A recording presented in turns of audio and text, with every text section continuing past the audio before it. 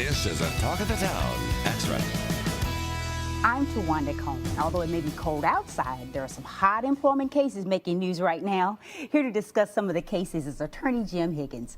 Hi, Jim. Hi. So what are some of these new cases? Because I know you've got some interesting ones. Yeah, well, we have a fairly large employment law section, so we're always looking at what cases are out there that are trending, and we have similar cases. One of them that's really interesting right now is several NFL cheerleaders, I think it's the Bengals and maybe the Raiders cheerleaders, have sued their employers because they're saying they're not getting their minimum wage or their overtime.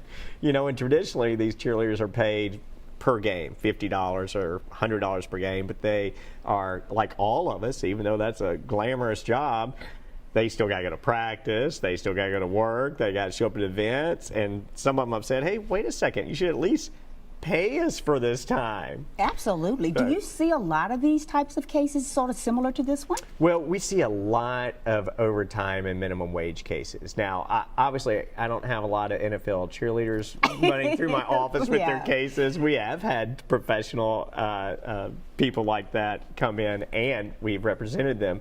But most of the overtime and minimum wage cases we see, it's where, for instance, we're seeing a lot of cases in restaurants where a server is having their tips taken by the employer, and that's really should be most of their money. We have employees that are paid salary, so they don't have to get overtime. And you know what?